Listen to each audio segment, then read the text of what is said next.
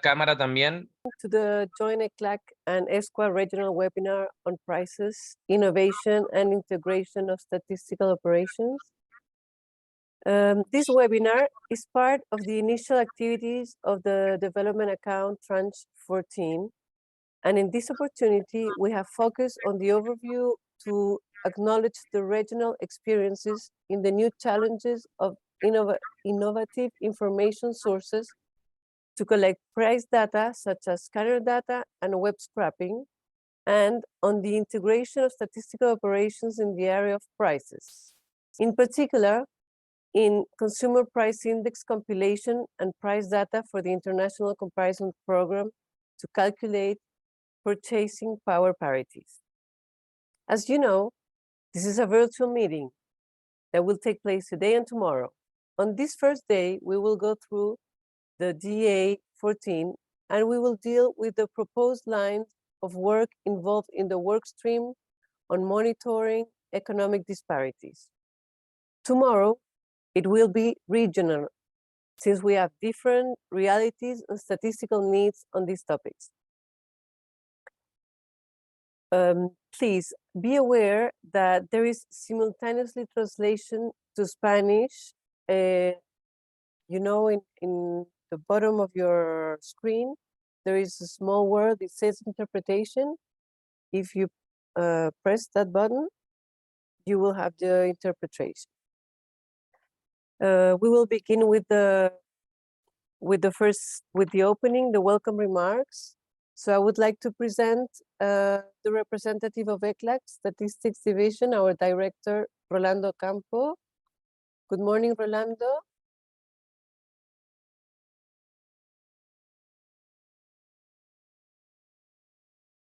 Good morning. Good morning to all of you. It is a pleasure to be here. I would like to thank you for to be here in this event, in this webinar. Good morning to all our colleagues from Latin America and the Caribbean, and our colleagues from Arabic and ESCWA countries. So welcome everyone to this important webinar organized in the framework of the Development Account Tranche 14, titled Resilient and Agile National Statistical Systems to Meet Post-COVID-19 Data Needs to Recover Better. This is a critical topic for many countries and organizations worldwide as they seek to promote sustainable development and economic growth based on statistical evidence. As you know, the global COVID-19 led to record decline in employment, falling incomes, and increased poverty and inequality all over the world. The improvement of basic statistics and economic indicators and prices represents critical information to enable public policymakers to implement decisions based on statistical evidence for an inclusive and sustainable recovery. However, significant gaps in statistical development for developing countries represent a challenge in generating statistics allowing robust comparison. This challenge calls for additional efforts in statistical development from the price point of view and with national accounts. So first, let me give you an overview how did we implement this development of account 14. First, let me tell you that in 2021, so we have big concerns, our colleague from ESCWA and ECLAC, trying to have funding for the continuity of the 2021 round of the ICP. Because as you know, in the 5 regional areas in the world of UN, so 3 regional areas, the World Bank, the regional banks are in charge of this following of the ICP. Only in the Arab states and Latin America and the Caribbean, So we have the regional commissions have that responsibility to obtain the information for the following of the ICP, the International Cooperation Program, coordinated by the World Bank. And with this, we began a process with our colleagues, with the 5 statistical directors for the 5 regional commissions, and we try to identify the way to coordinate the continuation of effort coming from the development account chain. And with this process, we began to work in this, and with our colleagues from UNSD and our colleague of ESCWA and all the regional statistical directors. So we promote a development account with our executive secretaries, and we obtained this fund and this process, and it was accepted in this regard. It was a tremendous effort. We have to deal with a lot of coordination, and thanks for our colleague Gabriel Gámez, which is present now from the statistical division, that give us the support inside the statistical, and of course the support of Stefan Schwanfis that push us to give this development account.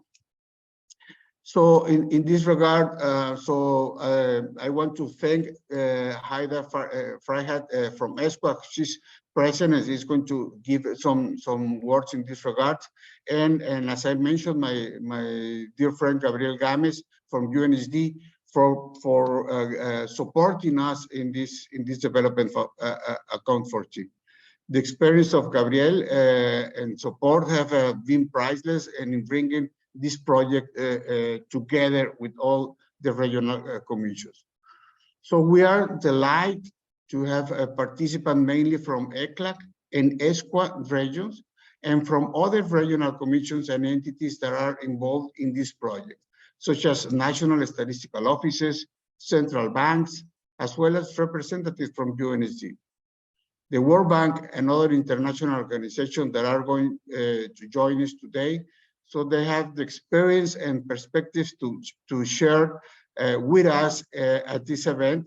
And this will be crucial in helping us to understand and address the challenges of assessing and the economic impact of COVID-19 in and many other unforeseen events.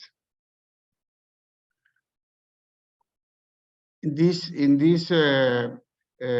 this webinar, we hope to share ideas and experience from different regions and encourage collaboration and knowledge sharing to promote statistical strengthening, to have information that allows better decision making for an inclusive and sustainable recovery. In these 2 days, we will be joined by experts and representatives from various countries to explore innovative sources of information for price statistics and good practices to integrate the statistical operations in this area. On the first day, as Alejandra mentioned, we will have a joint session with ECLAC and ESCWA region that will cover the following topics: the current status of the development account 14, an approach for monitoring economic disparities, the integration of the consumer price index and the international cooperation program, innovative sources of information for price data and collection.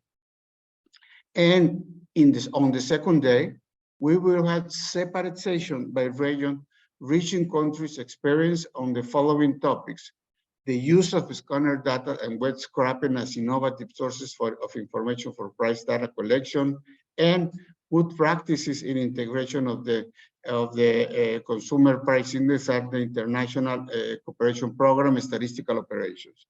So I wish you in this regard to all of you, and I welcome you to this webinar, and thank you to be with us during these 2 days that are very important for us to keep the continuity of this international cooperation program, and of course to have the process and the beginning of this development account 14.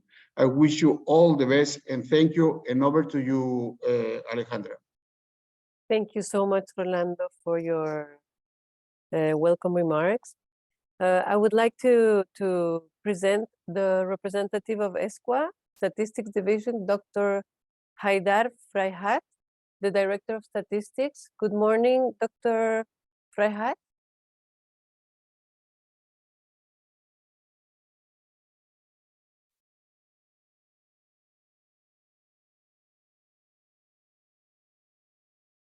Mr. Haidar, can you hear us?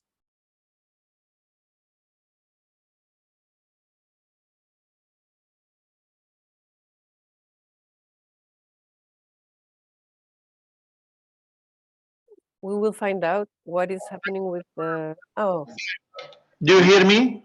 Yes. Yes, we can hear you. Good morning, Dr. Fraihat. Good morning, and I want to say from our side, from our part of the world, good evening. And this is a good example that we cooperate despite our geographic disparity. My dear colleague Rolando Ocampo, Mr. Gamez, dear participants in this long-awaited seminar.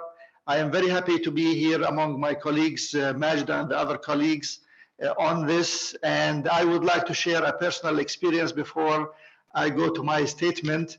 About 15 years ago, I was a director of statistics and I was talking to another director of national statistics. And he mentioned to me something that I will never forget. He said that we collect price statistics, but I give $100 every month to my driver where he goes and buy the same basket of commodities, and he does his own personal CPI calculations. This is like for me unforgettable because it's an example of how much we can be innovative and desperate sometimes to have better measures for calculating prices and their parities calculation as well. So the purpose of our today's meeting is basically to discuss innovation and integration in the area of price indices and price statistics, emphasizing the importance of accurate price statistics for understanding inflation, cost of living, purchasing power of currencies, and the overall health of the economy.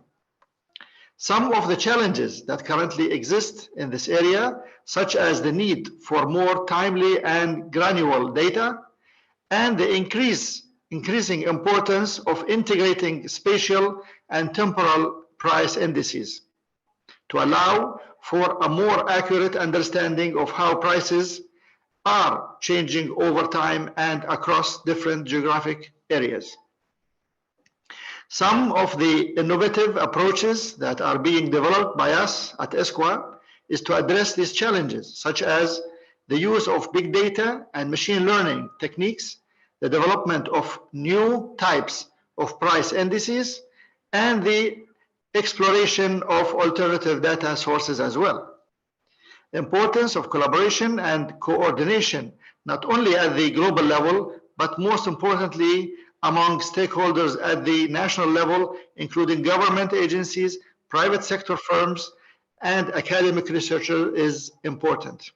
Benefits of sharing data and knowledge across different organizations and regions is very important.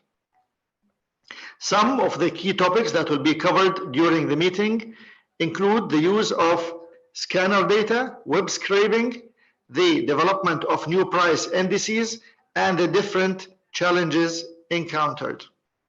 Emphasizing that the goal is to have a productive and collaborative discussion that lead to new insights and innovative approaches in the field of price indices and price statistics. And let me end here by saying that innovation has been utilized in so many disciplines in our lives, whether in the economic field or the social field or other fields. But I think there is a huge room for innovation in advancing and improving price calculations and price comparabilities and comparisons within a country, among the countries, and among the regions, and so on. So I think the technology has a lot to offer, and it needs people like you in this meeting in order to unleash the power of technology and innovation to improve this important statistical endeavor. Thank you very much. Thank you, Dr. Haidar Prayat. I don't know how does it sound, but I hope it's right. It's right, yes.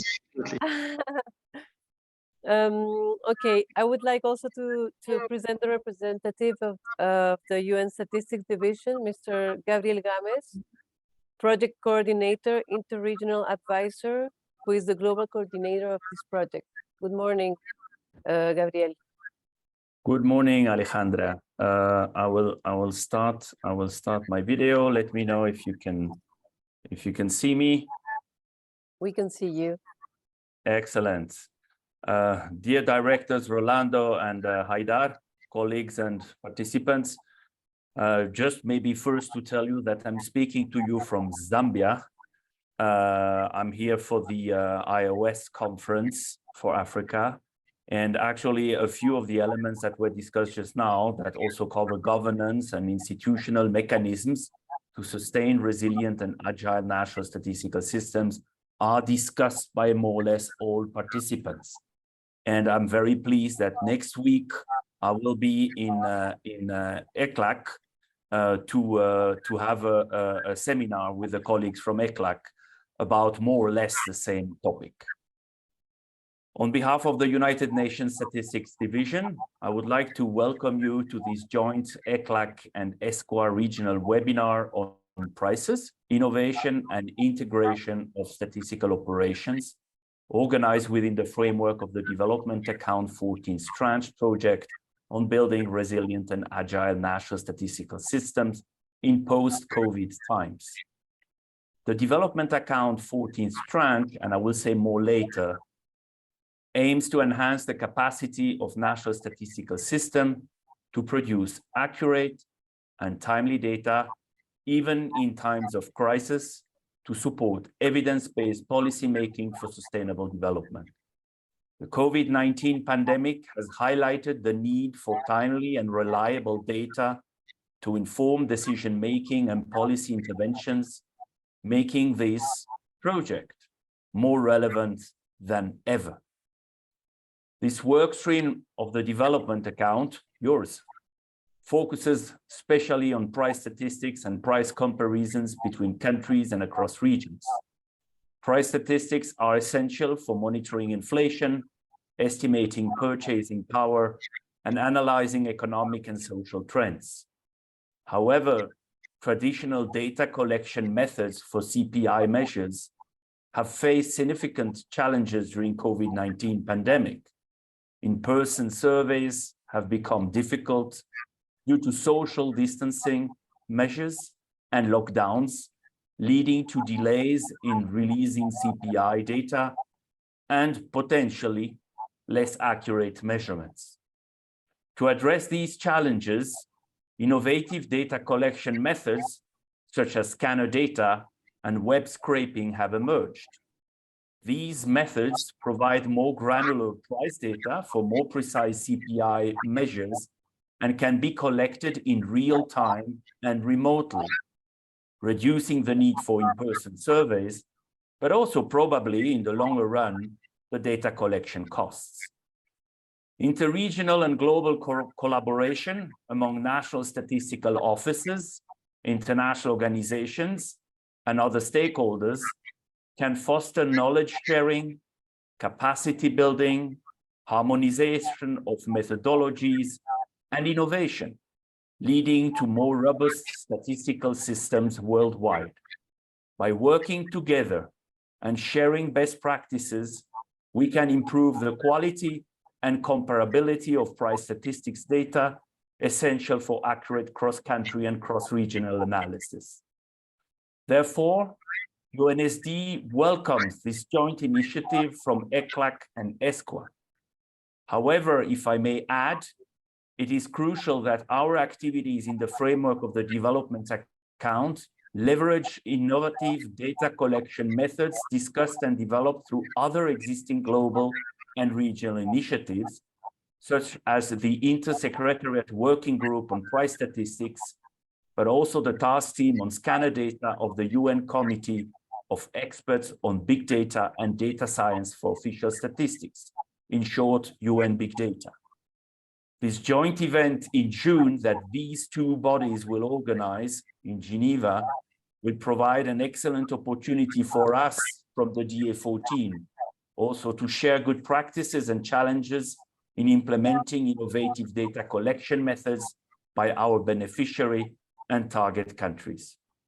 In conclusion, innovative data collection methods have great potential to improve the granularity, timeliness, punctuality, and relevance of price statistics, essential for evidence-based policy making for sustainable development, leaving no one behind, including in time of crisis, which is very important, and this is the lessons learned from COVID-19. Your work can make a difference, colleagues, and I look forward to a productive and insightful webinar in the context of the Development Account Project on building resilient and agile national statistical systems. Thank you for your participation. Back to you. No, thank you, Gabriel. Thank you very much. And like you said, you're gonna talk a little bit more about this. So we're gonna have the opportunity to go more in depth about the Development Account 14. What is the general purpose? What are the participating entities and how they're going to work on it? So welcome again, Gabriel. You're the next. So thank you very much. Thank you very much, Alejandra. Yes, exactly. In half an hour, I'm a little bit more moderating a session. So I mean, I'm very happy that I come first. My presentation will be very short because you have a lot of colleagues, Alejandra, in ECLAC, but also in ESCWA that are well aware of the project. But I like to make these presentations anyway about the DA14, which is an innovative project, I mean, with 8 entities. I will share with you a short presentation. I have only, as promised, 2 main slides. I go here. Here it is. Do you see it? Yes, Gabriel, we see it perfectly. Okay, very good. So, excellent. So it is about, as mentioned by Rolando and Haidar, also about the resilient and agile national statistical systems. It's a COVID-19 response, but you will see later that it's not only for COVID-19.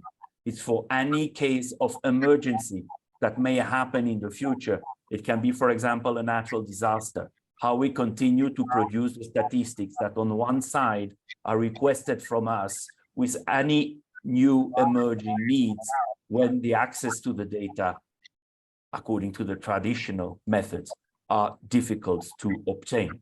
And this is actually a project that is part of the 14th tranche of this development account.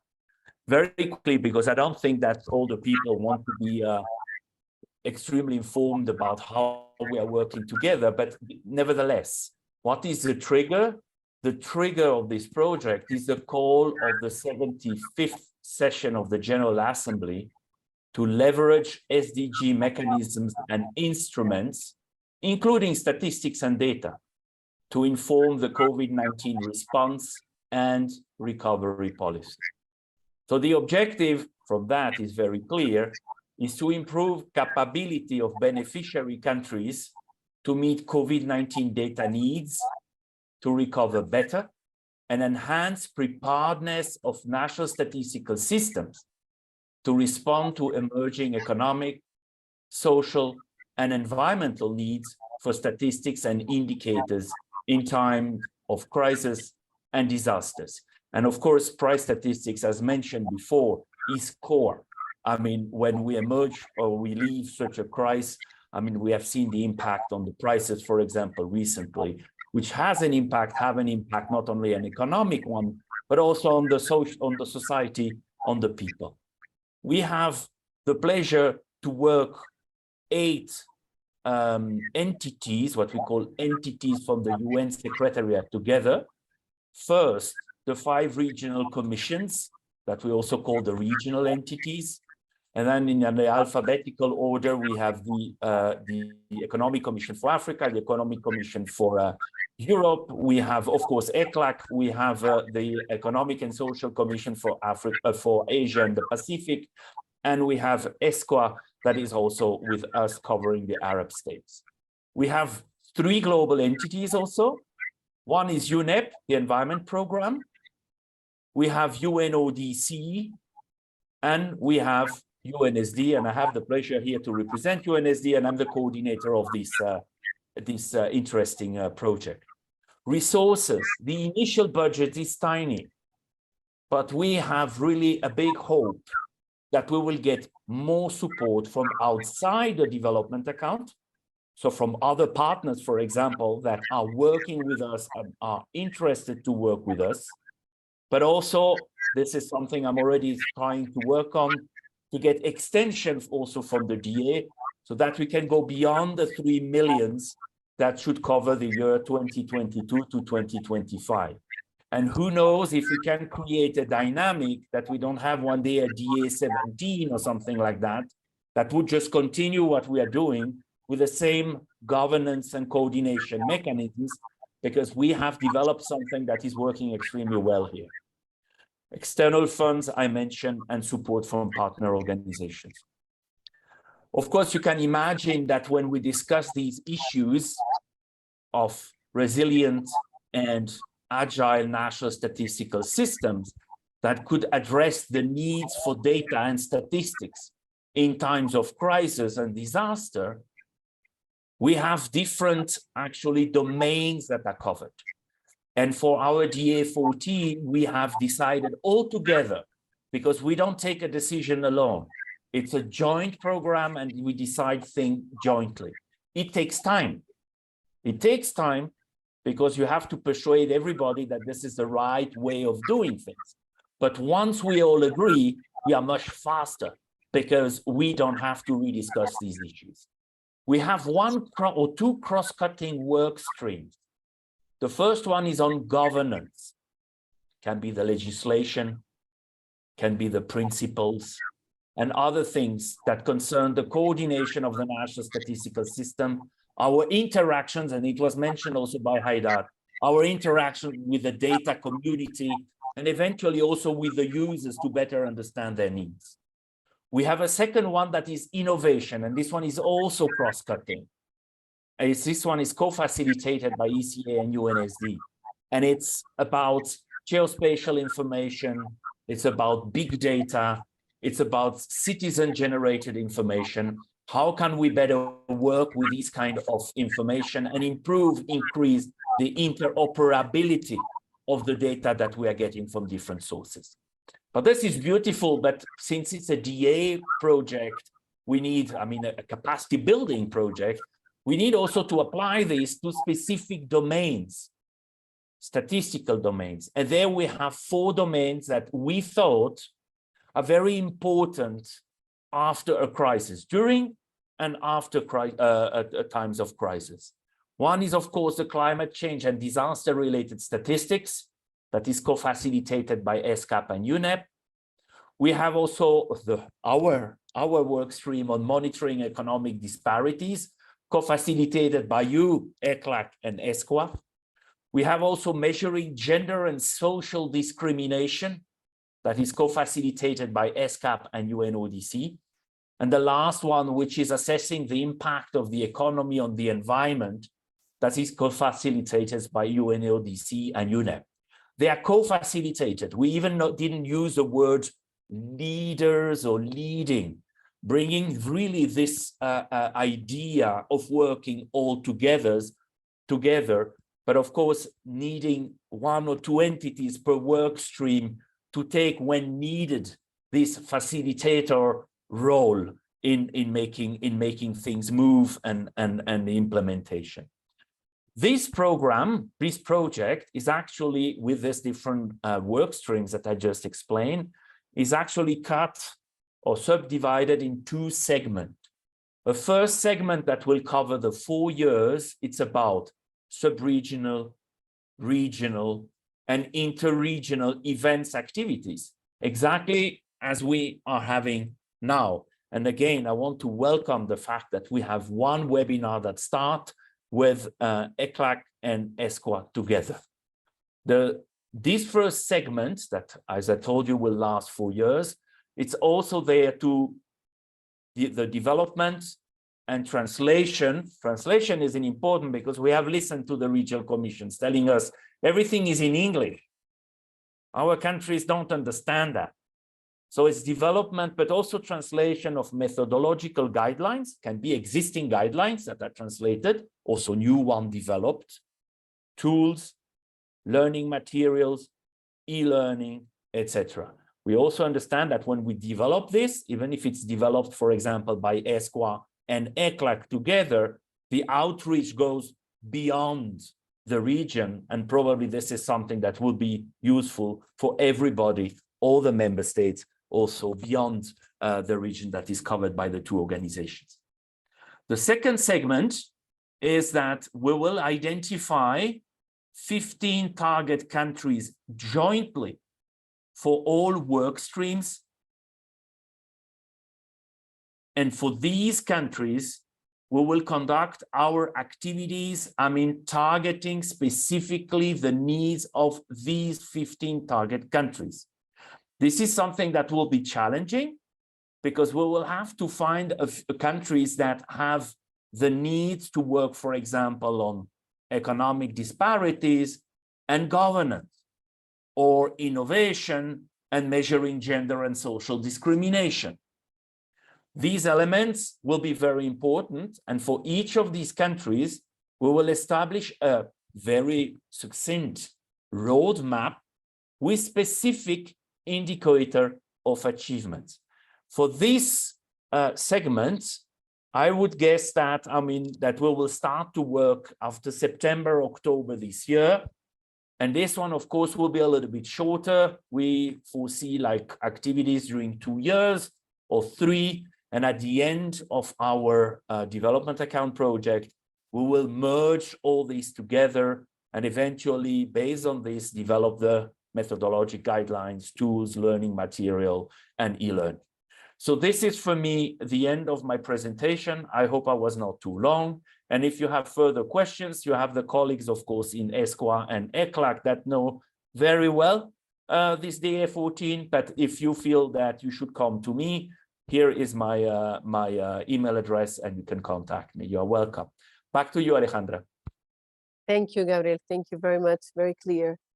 Okay, following on the agenda now, my colleague from ECLAC, Claudia de Camino, Chief of Economic Statistics Unit, will present the work stream on monitoring economic disparities and the lines of work that are proposed to be carried out for the countries that will participate in this development account tranche 14.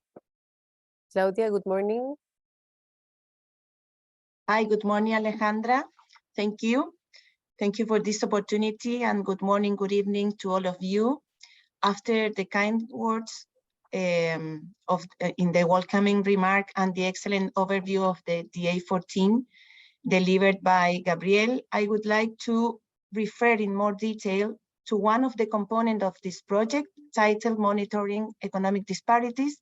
This work stream aims to improve basic statistic and economic indicators, in particular, price data sorry, that represent a key piece of information to enable decision-making based on statistical evidence for an inclusive and sustainable recovery from COVID-19 impacts and other downturns of the economy and other emergencies, as well highlighted Gabriel, and to put countries back on track to achieve the SDGs also. My presentation, Alfonso, can you share my presentation? Gabriel, maybe I think, can you stop sharing your presentation? Thank you very much. Okay. Okay, so sorry for that. I thought I was not. It's okay. Don't worry. Thank you. Thank you, Gabriel. So, how I was telling, this presentation is going to refer to the work stream on monitoring economic disparities. In particular, to the work we are proposing in the area of price statistics and economic indicators. Next, please. Next, please. Thank you. The main purpose of this work stream is to support countries in assessing the economic impact of COVID-19 and other emergencies, as highlighted by Gabriel, recognizing that the improvement of basic statistic and economic indicators and price data represent critical information to enable public policymakers to implement decisions based on statistical evidence for an inclusive and sustainable recovery. However, significant gaps in statistical development in developing countries represent a challenge in generating those statistics. Let's skip here, please. No, the slide before. Thank you. Since the beginning of the project, the 5 regional commissions, with the support of UNSD, have been working to develop a conceptual framework for this workstream, focusing on price statistics and other economic indicators that support monitoring of economic disparities. This includes the rise of digital technology to update and modernize data collection techniques, in particular in the compilation on price statistics, and aligning work efforts to integrate statistical operations. For the economic analysis, we are also proposing other lines of work, promoting the implementation of tools such as supply and use tables, input-output tables, subnational GDP, and other activity indicators. Next, please. Next, in the case of price statistics, the workstream aims to update and modernize countries' data compilation techniques, including new data sources that will be covered during this event by the Economic Commission for Europe, based on their experience on this topic. And on the other hand, this project also seeks to find synergies in statistical operation in order to align the efforts in the compilation of prices for the Consumer Price Index and the compilation of prices that are used in the International Comparison Program to calculate purchasing power parities. These parities are used in many analyses to monitor economic recovery and to monitor SDGs implementation. However, significant gap in statistical development in many countries represent a challenge in generating statistics for robust comparison. My colleague from ESCWA will refer to the successful experience they have developed in the Western Asia region on the integration on these statistical operations. Next, please. In relation to other economic indicators that can support the measurement of the impact of the COVID-19 pandemic, as well as the other shocks that we have discussed, ECLAC has been undertaking several initiatives in the countries of the region aimed at having more detailed information that allows for a better economic assessment and analysis of the impact of the different shocks in the economy. Next, please.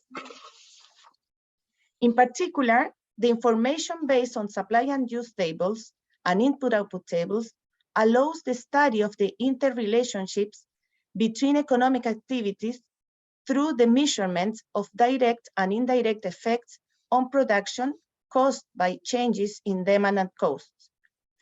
Given the importance of these tools for the analysis, ECLAC has developed a data bank at CEPAL-STAT, the ECLAC database, that contains the supply and use tables for 18 Latin American countries and 3 Caribbean countries, available for the period that goes from 1988 to 2019, and for the input-output tables for 13 countries in Latin America and 1 in the Caribbean region, available from 1979 to 2019.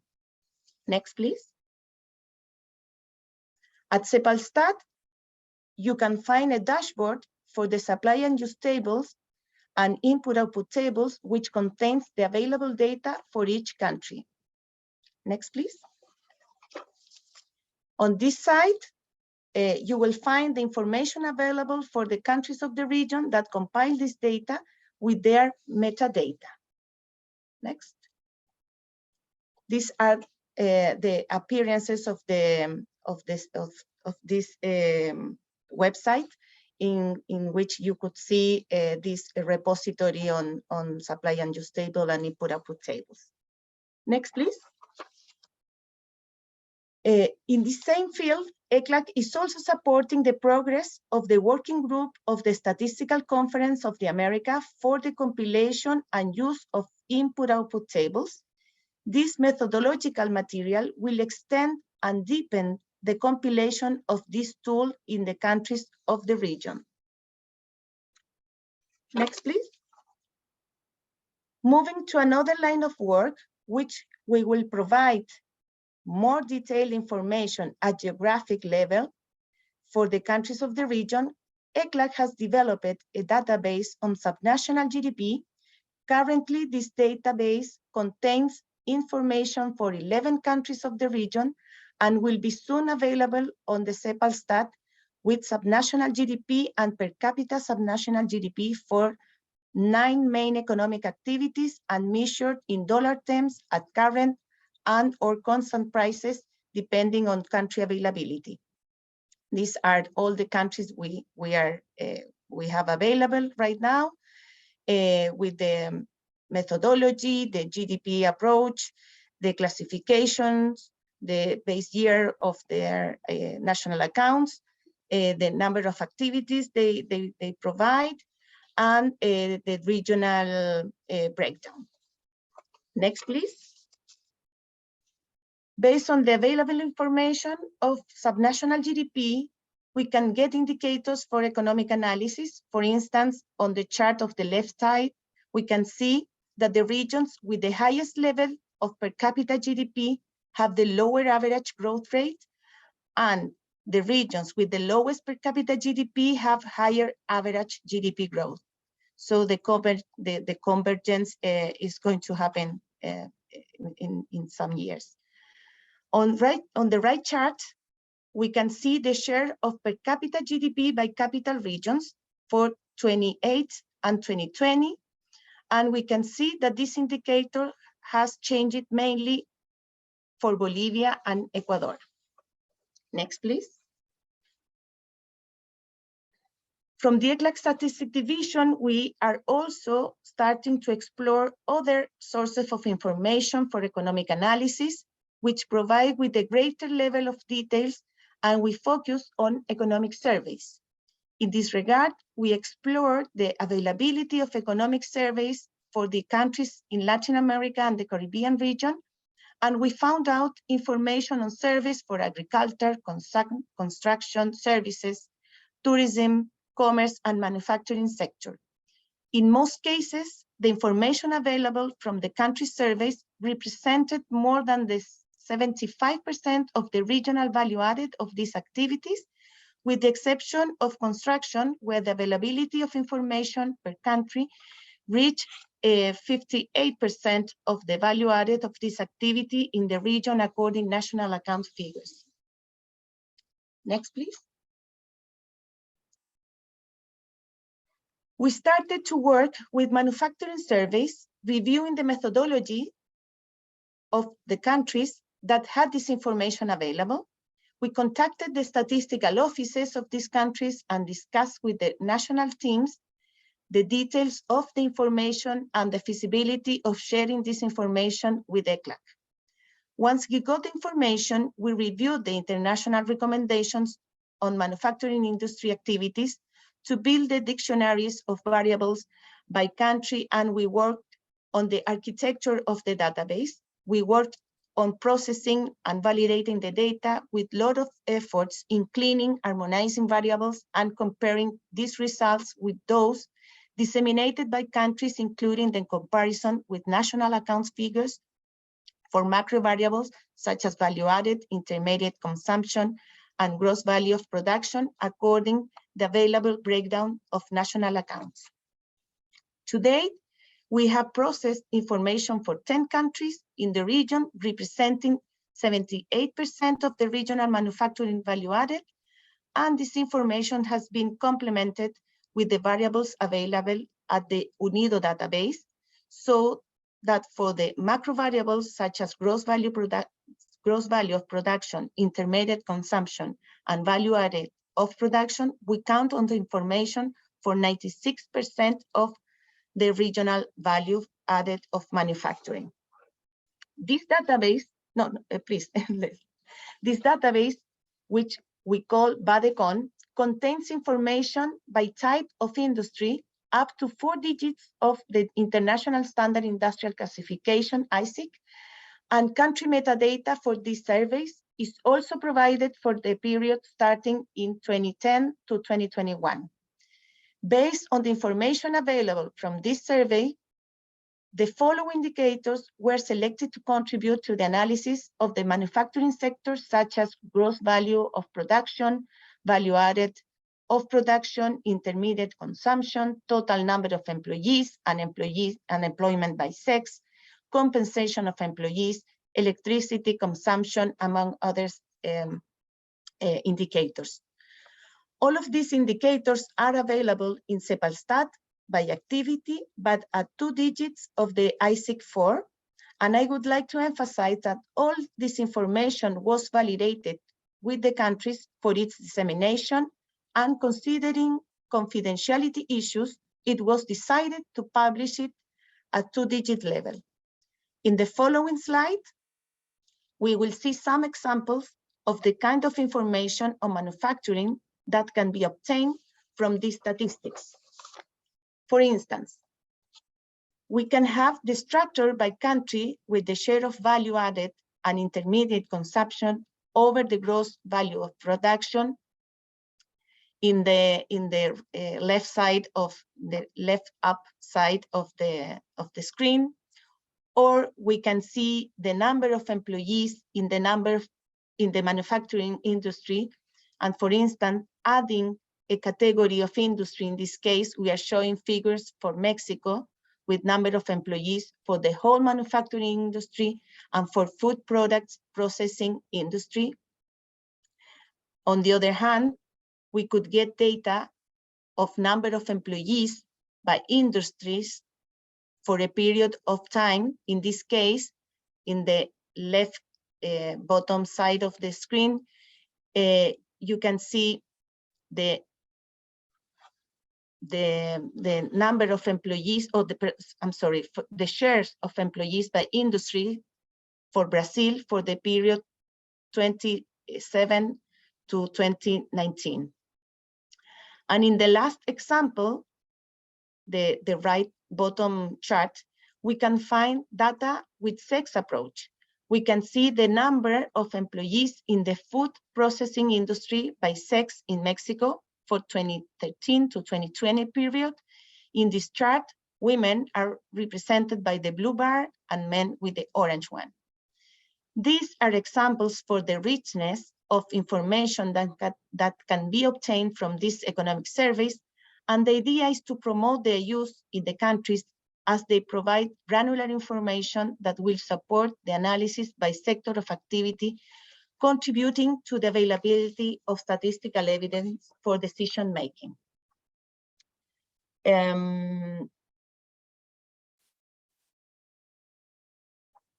This is what from ECLAC we wanted to share with you, and we hope that we can promote the implementation and best practices for many countries of our regions in order to have better statistics for better analysis, and supported with this development account for teams.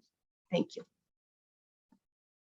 Thank you, Claudia. Thank you very much for presenting the work stream, and also for sharing all the work of ECLAC on these economic indicators. Following on the agenda, I would like to present our colleague from ESCWA, Majed. Majed is the regional program manager.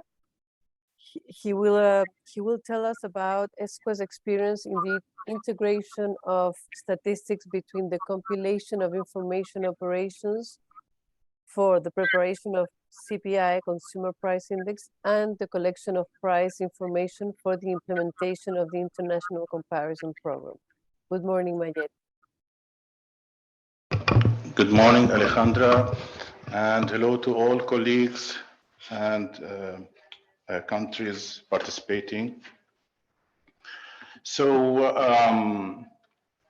as the presentation topic shows, we're going to talk about the CPI, ICP integration in the Arab region, our experience in integrating price indices. And when we talk about integration, we talk about integration from different perspectives and from different dimensions. So integration of price statistics in this regard tackles integration of the baskets of goods and services, tackles integrating the collection and validation activities, integrating methodologies to develop higher frequency indicators, as well as broader geographic coverage, extending to developing subnational indices. Also, it tackles integrating or integration to develop new regional price indices and indicators, and integration for increasing competitiveness and assessing market trends. So starting first, we all know that prices have a big impact on people's cost of living, purchasing power, quality of life, and well-being. So from one side, when we talk about the CPI is a temporal price index. So the national CPI tracks the evolution of the general price level on a monthly basis. The resulting inflation measure impacts financial and fiscal policies. However, when we talk about the ICP, we're talking about spatial price comparison and spatial index.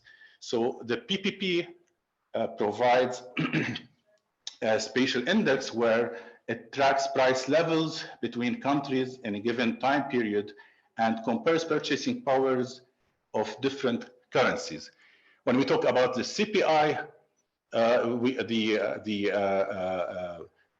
the location is fixed. It's at the national level, whereas we look at different time periods, where when we talk about the ICP, the time is the reference which is fixed, whereas we look at the comparison between different locations. So there are many differences as well as similarities between these two indicators, but their importance is undisputed. For this reason, the UNSC recommended that the ICP becomes a permanent element within national price statistical programs, and it becomes part of the regular work program. For the integration between these two programs, the ICP and the CPI, also recommended by the UNSC, benefits both these programs and improves the field of price statistics in general. So now let's talk, or let's share with you our experience in integrating ICP and CPI within the Arab region. So first of all, we started with the integration at the item list level, or integrating the baskets of goods and services for the two different indices. So we at ESCWA, we worked on achieving a bilateral integration and synergy between the CPI and the ICP household consumption item lists. From the perspective of the national CPI list, or at the level of the national CPI list, ESCWA encouraged the member countries participating in the ICP program to increase the number of overlapping items between their national CPI lists and the regional ICP household consumption list. When the CPI list is revised, member countries add representative items which are in the ICP list marked as important with their specifications to their national CPIs.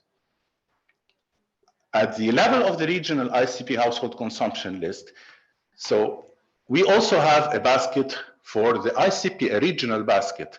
So for the case of the regional ICP basket, whenever we are developing a new list, the ICP household consumption list is reviewed with the countries and consisting of global items and regional items. And the regional items are usually taken from the overlap of countries' CPI lists with some additions and adjustments. So we try in this way to integrate in both lists the representativity and the importance of products or goods and services coming from countries. The global part is still protected because we still have the global core list as a subset of the ICP regional list, and the regional part, which is the regional subset of the list, is more representative of the countries of the Arab region. This increases the availability of the actual ICP price data without additional data collection efforts, and at the same time, it improves the ICP indicator. It also adds representative items with detailed specifications to the CPI lists, enriching the national CPI and improving regional comparability.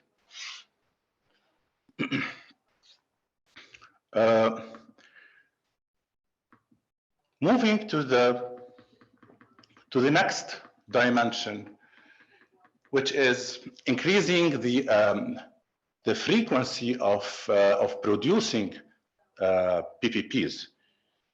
So ESCWA has been producing annual PPPs since 2011.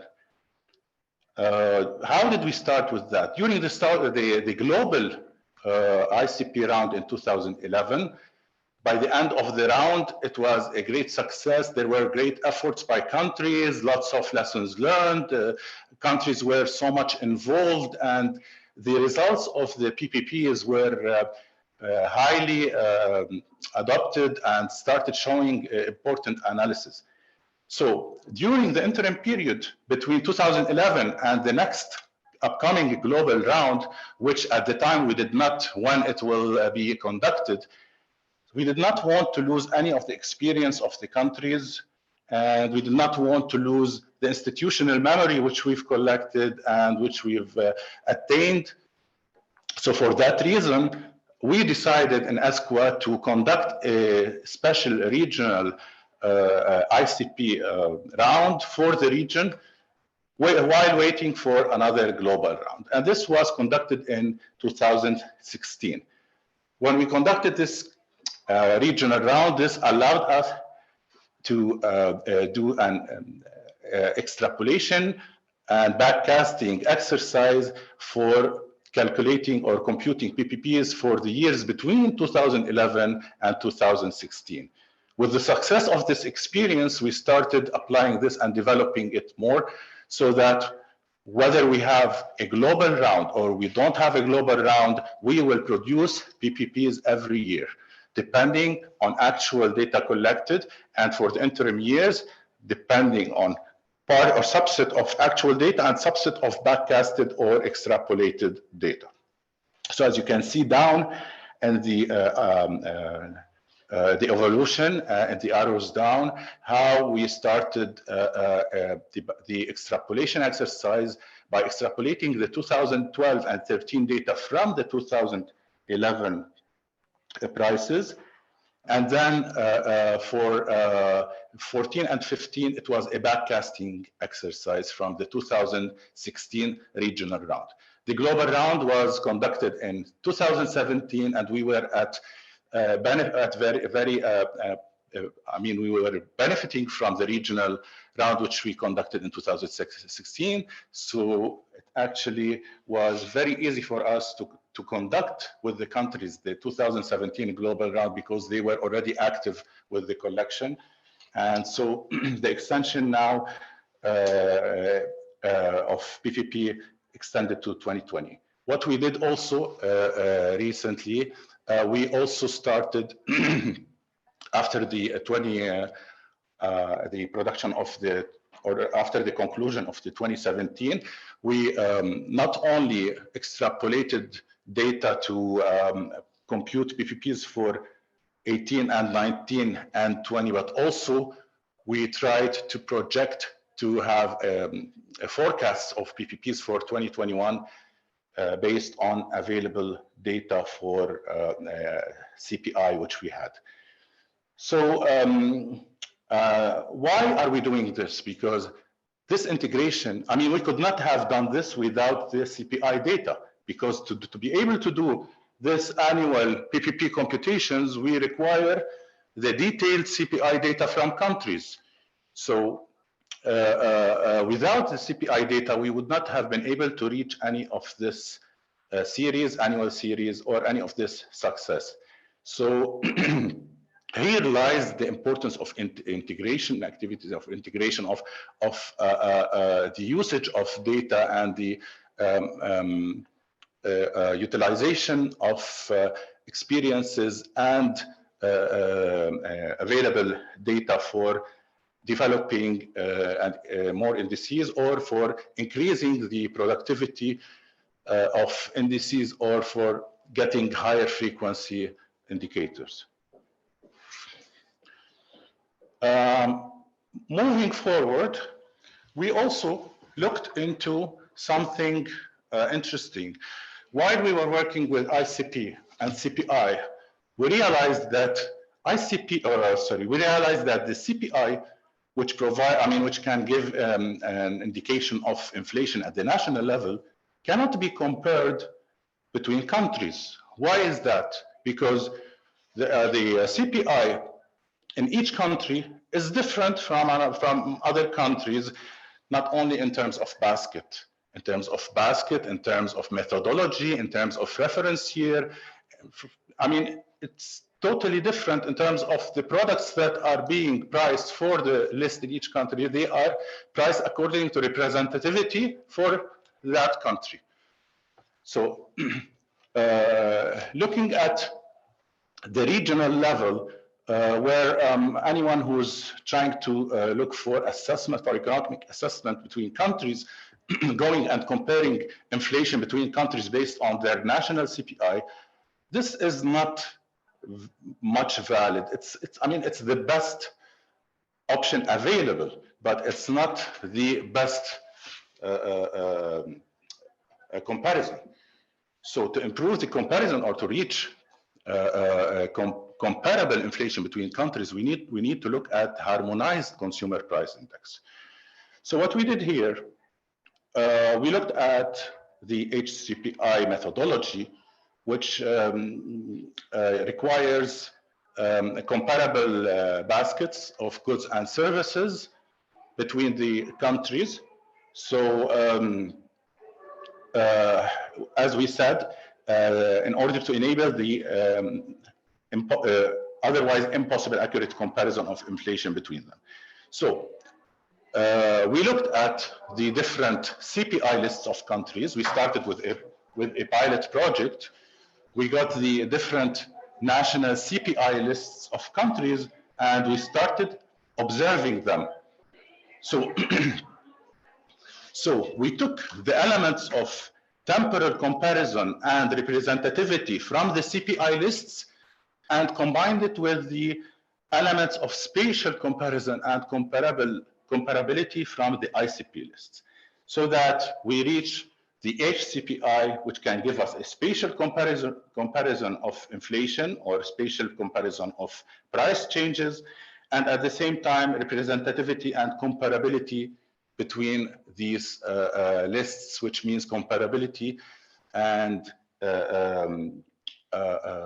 comparability between the indicators also, because the methodologies are unified. So this takes me to the next slide, where we can here see the outline of the process. So first we looked into national CPI lists with the countries. we rearranged the lists according to the ICP basic headings. So we also used the ICP classification to have a consistent and unified and harmonized classification for the harmonized CPI.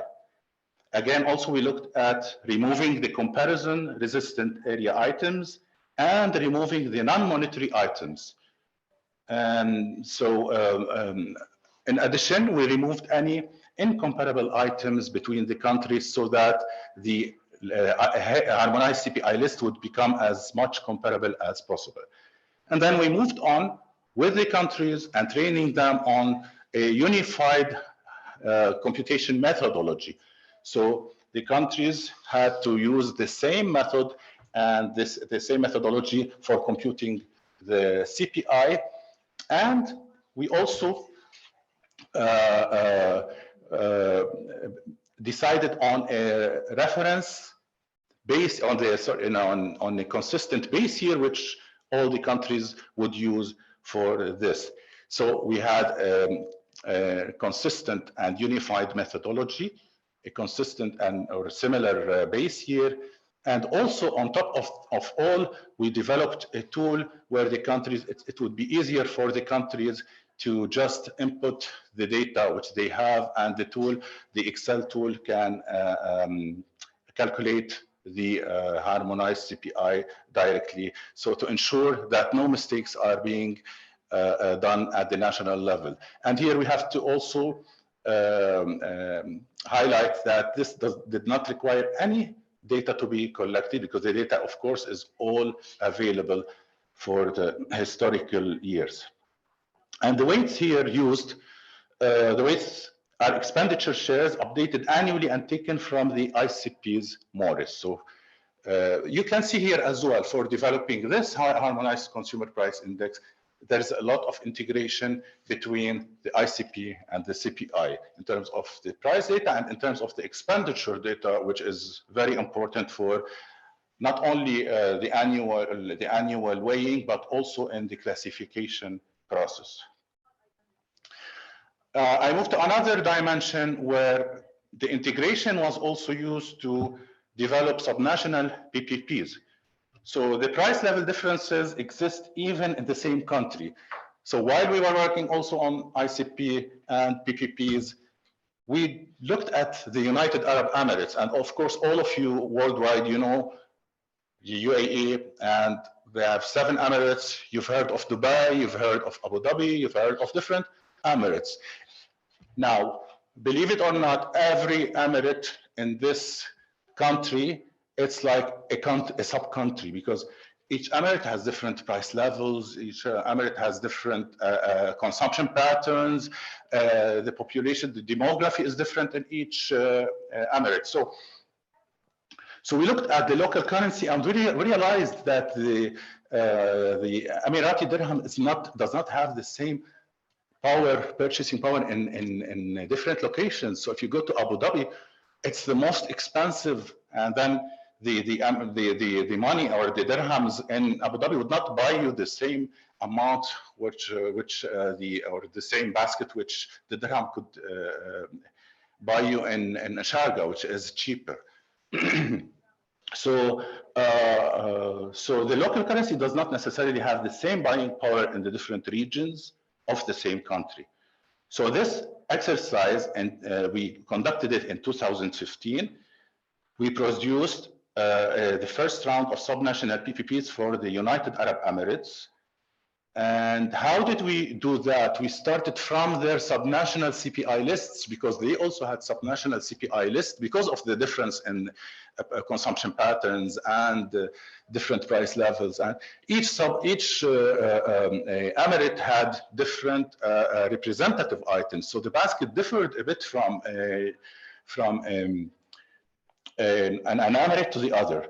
So here, in the case of the United Arab Emirates, we took the subnational CPI lists and we went through a bottom-top approach where we took the list and started developing the list to combine them into one unified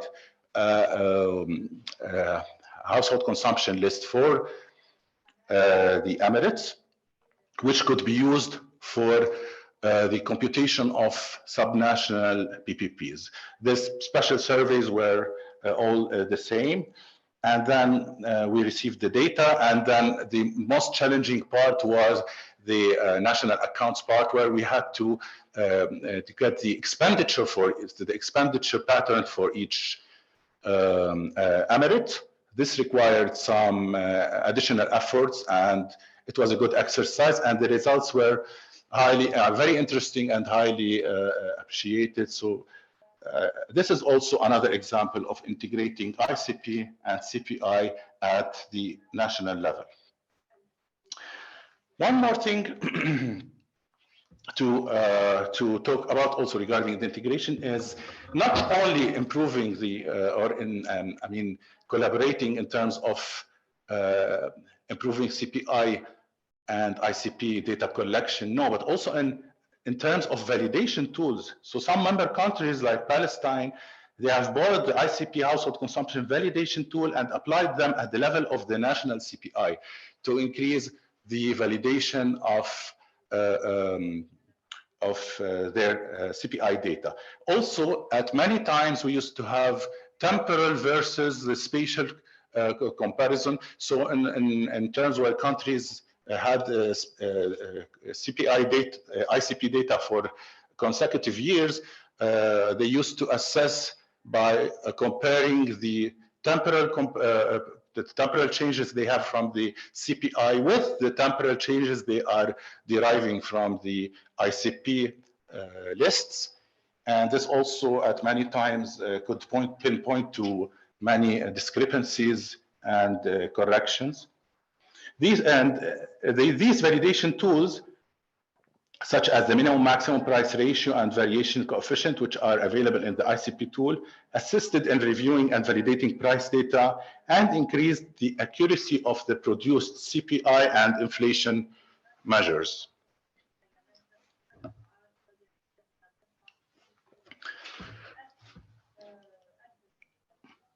Another dimension to talk also about in this regard is the increased frequency of data collection and the increased coverage. So some member countries have gone the extra mile in the CPI ICP item list integration. And I can give two examples here, like Saudi Arabia and Qatar, where these countries have added all the ICP household consumption items into their national CPI data collection exercise. In this way, the ICP price data is regularly collected, and the ICP items are then removed in the CPI calculation stage, and no additional data collection is required during ICP cycles. And no extrapolation or interpolation is done during interim years. Why? Because they now have actual data for all the years. So these countries do not require any extrapolation or backcasting for computing PPPs during the interim years. And this is very interesting. I mean, not all the countries can do this, but of course, I mean, hats off for these two countries which really gone the extra mile in this regard. So this is, as I said, it's an expensive solution, but it pays a lot. I mean, it pays off.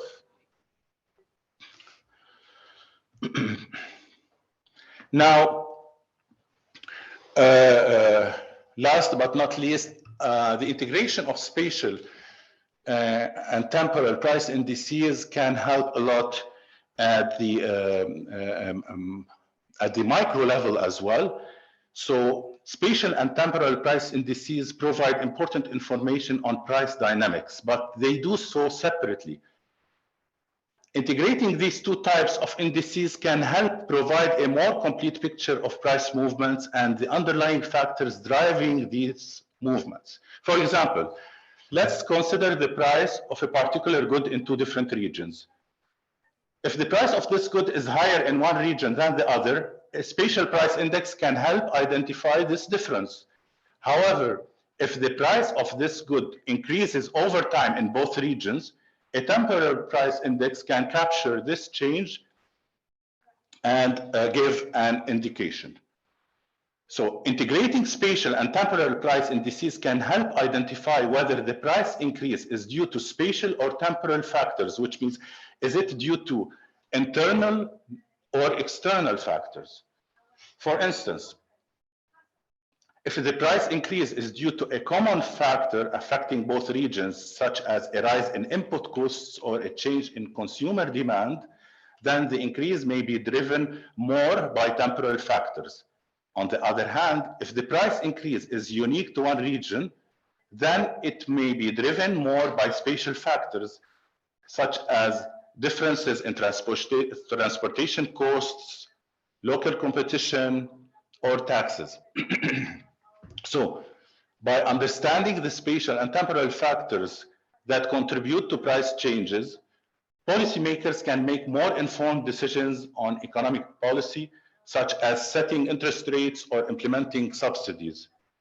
Similarly, businesses can better understand pricing dynamics in different markets, which can inform their pricing strategies and supply chain decisions. So, if I dwell more into this, integrating spatial and temporal price indices provides several benefits for policymakers, businesses, and consumers alike. So first, for policymakers, an integrated approach can help identify areas where prices are increasing more rapidly, which can inform decisions about economic policy. For example, if a specific region is experiencing higher inflation than others, policymakers may decide to adjust interest rates or implement targeted subsidies to mitigate the impact on consumers. For businesses, an integrated approach can provide insights into pricing dynamics in different markets. For example, businesses can use spatial price indices to identify regions where their products are more expensive than competitors, and temporal price indices to monitor price trends over time. This information can inform their pricing strategies and help optimize their supply chain decisions. On the other hand, for consumers, an integrated approach can help identify price differences across regions and over time, which can inform purchasing decisions. For example, a consumer looking to buy a car can use the spatial price indices to identify regions where cars are cheaper, and temporal price indices to monitor price trends over time. This information can help them make informed decisions about when and where to buy. This is at the product level. When we talk about the sectoral level or the higher levels, so for relocation, so all of these integration efforts are very important for consumers or for national residents when thinking from the perspective of relocating or from the perspective of changing jobs or moving to new decisions. Overall, integrating spatial and temporal price indices provides a more complete picture of price dynamics and can provide important insights for all of the above. By understanding the factors driving price movements, stakeholders can make more informed decisions that benefit the economy as a whole. Thank you.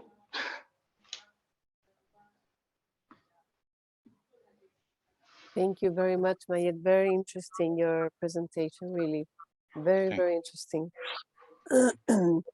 Okay, now I would like to present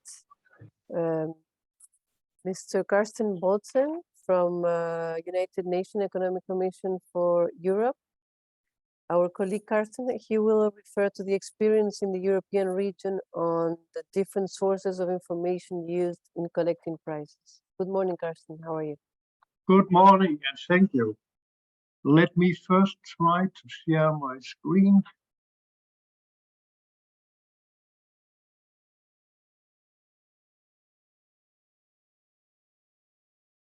Do you get the screen? Yes, we do. Excellent. Thank you. And thank you for the invitation to make this brief presentation for your joint webinar, which I think is an excellent initiative. Thank you. So I have, in the presentation, I tried to address these two issues, the two legs of the history here. So both about the resilient production systems and this issue about the new data sources that has been accelerated over the last couple of years. So let me see. So I will say something about the resilient production systems, and this then go on to this phase we are in moving from a traditional survey-based statistics onto a multiple source-based CPI. I will say a little bit more about new data sources and then give some references. So from the lockdown during the COVID-19, we learned a lot, and a lot of official statistics was challenged by the lockdown, and in particular the short-term statistics, including of course price statistics, CPIs and PPIs and so on and so forth. So it was very difficult to conduct a regular data collection while still having to meet the user demands for reliable and timely, not least publication of the statistics, with a lot of time constraints. As we know, if you are engaged in the production of a monthly CPI, you have a very tight schedule. So if you suddenly cannot send out price collectors, or you don't get replies from outlets because they are closed down, then you have a big problem. So what actually happened with the CPI was that, when all the CPIs compilers that attend at least knows that you have this built up. It's built up in this hierarchical system. So you have all these the individual prices as your input. You also have some weights, and then you aggregate them up to these into these elementary aggregates, and up to higher level aggregates according to COICOM or whatever combination or classification you use. So what happened was that some of the prices, they disappeared, and this is regular business in the CPI, because every month there are some prices that you cannot collect, and you have to deal with it. You have to impute or estimate them or leave them up somehow. But it went on, and some of these elementary aggregates, the lowest level where you aggregate your individual prices, they disappeared. You could not collect prices at all because the market were closed, the outlets were closed. So some of the elementary aggregates disappeared, and this means that you have a serious problem in calculating your CPI, because you need all the bits and pieces which have with their weights that it adds up to unity. And then in some of the markets, you had very serious problems. All elementary aggregates, actually, you couldn't calculate them because markets were closed down. For example, in transport, there was also some in health or in the hotel industry and so on and so forth. And that is unusual. And that caused a lot of challenges to countries. And even, at higher levels, so sometimes you couldn't calculate the higher level aggregates. So lessons learned from this lockdown and from other lockdowns was that it pays off to have resilient production systems. So the advice would be to apply multiple data sources, so we are not so dependent on one single data source, for example, the traditional survey, and also to collect data through different methods using all kinds of possible tools. So we are moving towards a kind of a multi-source and multi-mode production systems for the CPIs if we want to have more resilient production systems, stronger production systems. So it's also a very good lesson or an important lesson learned that one should integrate contingency procedures into the regular production of your CPI, from the data collection to the data processing, imputation methods when prices or elementary aggregates are missing because you cannot collect the data. So in the whole production system, actually, so that you are not taking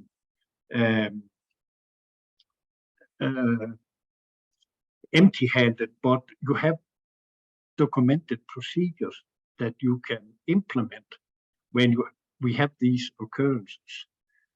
So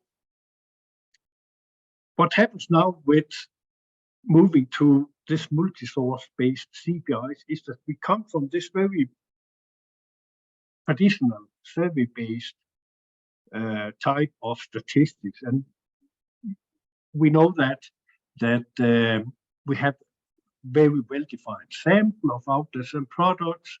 We collect prices every month. We have a particular way to update the sample of outlets and products. You can pretty much control your whole sample. Maybe you don't have full information, but more or less. And you also tend in most countries to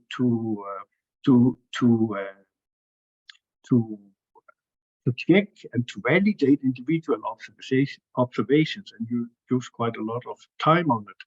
And you have a nice kind of control over the whole stuff. So at least in theory, you can calculate the certainty of your CPI estimate, how statistical certain it is, at least in theory. We have a good sample and so on. And we have this very regular production cycle from month to month, often quarter to quarter, if you calculate a quarterly CPI. And this is all very good. But one backdrop is that it's relatively expensive to calculate price indices in this way, and it takes a long time to do it. So what are the new data sources? Well, they are, of course, what we can find on the web, on the internet. It's also scanner data, so it means transaction data that we can get from the business sector. And it's also administrative data. Administrative data, of course, is not a new data source, but it is there more in some countries than in others, and it's worth to investigate it. So there are also some important drivers, I think, towards new data source. One obvious driver, of course, is the IT development and the growing availability of data on the web and or in a scanner data. There's a huge amount of data that is available. It is already there. It's just about how to collect it and make some sense out of it. It's still less for services, though it should be mentioned, but gradually it will also come. And it's potentially available for free or almost for free, but at low costs. So it has a potential also to reduce the rather costly manual price collection that you carry on a monthly or a quarterly basis. And obviously it will also reduce responsibility, which is also important. And it has, I mean, a lot of countries are moving into this utilization of new data sources, and we can see now that it also has potentials to improve the efficiency of your statistical production. You can increase also coverage and frequency and timeliness of your price statistics. And finally, also, I mean, we have to realize that there are also, and you see that more and more, there are organizations outside statistical offices that produce inflation measures and publish it, sometimes also in advance of the official CPI from the National Statistical Office. So this is also part of the history. So in a way, this moved from the traditional one source-based statistics to a multi-source-based statistics. This will constitute a new paradigm in CPI. So it will influence not only the way we collect data, but also the way we actually calculate the CPI, and maybe also the way in which we think about the CPI in the future. It will not be overnight, but gradually there will be a huge change there. So we are moving from this traditional picture where we have all the outlets, we have the National Statistical Office. So now we also have some administrative data. So some of the outlet reports prices to the holders of the administrative data, and if we can access these administrative data, we can collect them from these data sources. We also have scanner data, and scanner data we usually get them either directly from outlets, or very often the outlets, they report their scanner, or they send their scanner data to owners of the scanner data. It can be different type of market companies or headquarters. And we can, if we're lucky, we can get access to this scanner data and get our data from the scanner data owner instead of directly from the outlets. And now we also have the cloud or the internet. So some of the outlets, they also have outlets on the web in the cloud, and we can collect prices from the cloud. We also have another type of outlets in the cloud, namely those that only exist in the cloud, meaning that you cannot go to a physical outlet and collect the prices. You have to collect them from the cloud, from the internet. And I mean, gradually, some of the individual outlets, they will stop reporting prices to the National Statistical Office.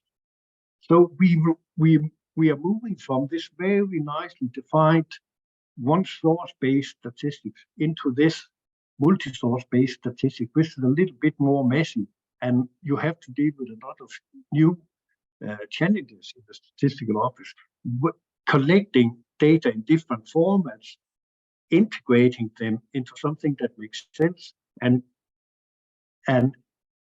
dealing with also the weighting of these prices that you get from the different sources. So let's look a little bit more on these different types of new data sources. So first on a scanner data, which is actually not any longer a new data source. It has been around for more than 20 years, but it's gradually taking place also in more and more countries. So it can be used for different ways, scanner data. The fact that you move into it doesn't mean that from day one you would include scanner data in your official CPI. So you can use it for testing the data you collect in your survey. You can use it for sampling and weighting purposes. You get very detailed information from scanner data from which you can derive weights for different types of products or variants of products that you can use in your official CPI compilation. It can be used to complement existing survey-based sample if it's for part of the countries that you cannot reach or it's too expensive. Maybe it can be collected through scanner data. And of course, eventually it can completely replace your survey-based price statistics, so you can close this and save a lot of money and reduce response burden, and instead base your CPI on or some for some parts of the CPI based it on exclusively scanner data. So the first issue, of course, is how to get your hands on scanner data. So you would need to take the first step, which would be to reach out and establish cooperation with the owners of the scanner data. It can be the outlets or organizations, market companies, whoever owns scanner data. Getting access to the scanner data, which is sometimes an issue. So there can be legal issue and economic and IT issues. In what format do you want these data and so on and so forth? Do you need to pay for it, or can you get it for free? I mean, if you can convince that it will be to the benefit of the business and that you collect the data, that you use scanner data and then don't have to disturb the outlets, the businesses, to collect prices. That can be an argument.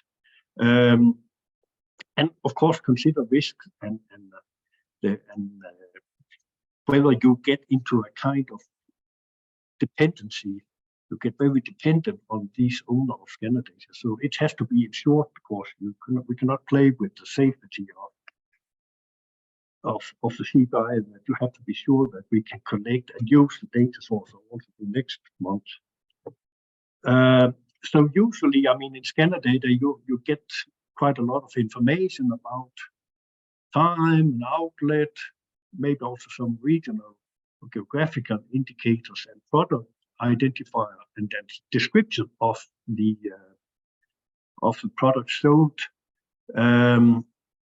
So usually you would use the identifier, which can be an EAN number, GTIN number, one of these the scanner data types of codes. They exist in different versions in different countries and in different types of data sources. And then you would use these to link the prices into your CPI aggregation schedule, into your product groups, your elementary aggregates, and so on and so forth. And you can do a direct linking if you have a correspondence table between the product identifier codes and the codes in your CPI. But more and more countries also begins to use different types of text analysis and machine learning to classify scanner data into the right groupings in your CPI. And there's a lot of material available on this from international meetings and on the web. Let's move on. So moving into scanner data, make a plan, start with research, what is possible, come up with a production system, make some testing, and then eventually start to implement them in your CPI. It makes sense, of course, also to begin with the more standardized markets with less product turnover and less replacements and quality changes. So maybe you don't start with clothing and so on, where you have a lot of quality changes. Start with the more standardized markets and then gradually expand the coverage of the scanner data. There's a lot of additional issues and problems that you will meet if you go into the scanner data about how to control the quality of the data. There are many problems also with product turns. I mean, the regular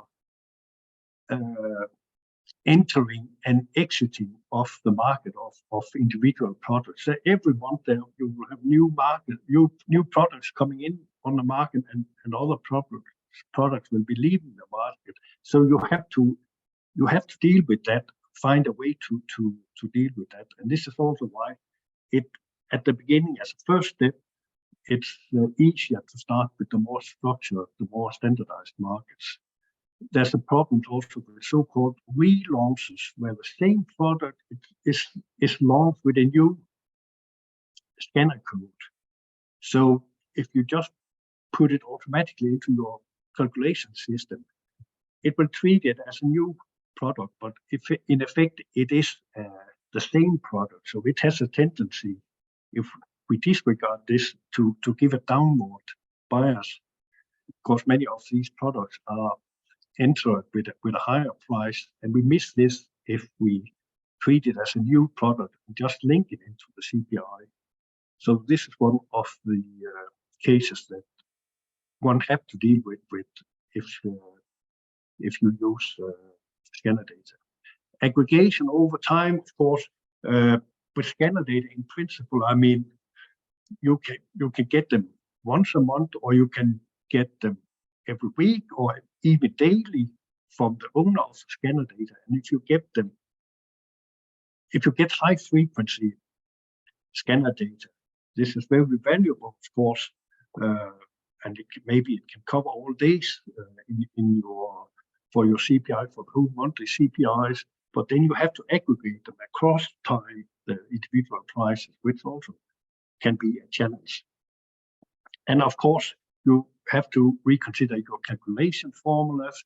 There's a risk of so-called drift also when you use high frequency weight and price data, which has due to the fact with this basic consumer behavior that consumers tend to buy more when prices go down, and then when prices go up again, they don't actually. They buy less, we buy less, and it makes usually that would have a tendency also to create some downward bias in the CPI. And finally, we have these multilateral price indices, which is discussed a lot for the time being. I don't think anyone produced multilateral price indices for temporal price indices for CPIs a few years ago. But it seems that these types of price indices, they can cope with some of the problems that if we just have bilateral price indices. But again, this is one of the issues that you will experience down the line if you start to move into scanner data. And again, there's a lot of material, more detailed material about this that is available. Web prices, basically we can divide this in three types of prices. Physical outlets with no web sale, so the outlets only use the web to promote their products. We also have web outlets that only exist on the internet. They don't have a physical outlet that you can visit or to which you can send your price collectors. And then we have a mix of the physical outlets that also have online sale. So the physical outlets with no web sale that are only advertising prices, in principle, we can collect prices manually. I mean, by going onto your computer and go to the web, find the website of your outlet and find the prices, or you can have a web scraper that does the work for you. Of course, the product should be available in the physical outlets, otherwise it doesn't make sense. If there's no sale from the web, then the prices that you collect, somehow one should ensure that they are available, these products in the physical shop. And you would simply just treat these prices as normal prices that you collect in your survey. So for the other type of web prices, where we have web outlets only, again, we can collect prices manually by web scraping. Most offices would include these types of outlets as new outlets, because we don't compare otherwise prices of similar products, but we don't compare those across outlets. So you would link these prices from these new outlets into your CPI. It includes also different issues that one will have to deal with. You have to ensure prices corresponds to the actual sales prices, but in a way we always have to do that. But there are also something with delivery charges, when to include them, when not to include them. You can find more details about this in the CPI manual. But one issue to mention maybe is that if we just link new web outlets into the CPI, we miss possible price decreases, and eventually over time the CPI will overestimate the cost of living if in general prices are lower on the web than they are in the physical shop. Whether this is the case, we don't know. This is something that one has to test, but there are some indications that this is the case, and this is one of the discussions actually that takes place as part of the update of the SNA manual. You know, one of the main topics or research topics of the update of the SNA is well-being, and if there is a gain in well-being because households can purchase products at a lower prices at the web than on the in the physical outlets, we will miss, if we always link in web outlets, then we will miss some of this. So one have to think about this and be careful and consider when do we talk about differences in the price levels between the web outlets and the physical outlets, and when do we talk about price changes between web outlets and physical outlets. So this will be important. For those mixed cases where we have physical outlets that also have outlets with online sale, that basically there are two approaches. You treat them as one outlet, or you can split them in two and treat the web outlet as a new and separate outlet. I will not go into more details about that, but the same apply here again, that there are differences, and one have to be careful when comparing prices collected from physical outlets to prices collected from web outlets.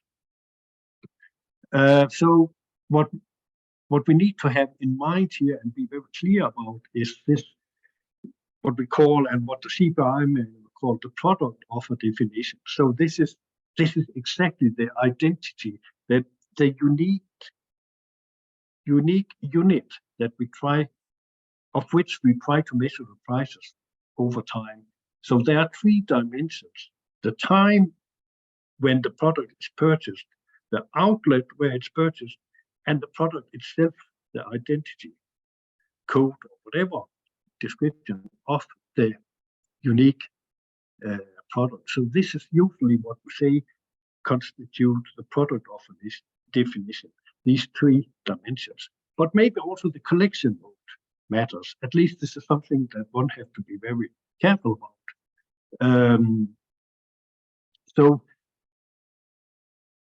one need to consider if the product in the outlet and on the web is the same, indeed the same product. If not, are there quality differences? And what about is there difference in the service that it's provided in the physical outlets compared to the service you get if you buy the unit on the web, which in principle should be adjusted for in the CPI. So this is also a different issue. And again, delivery charges.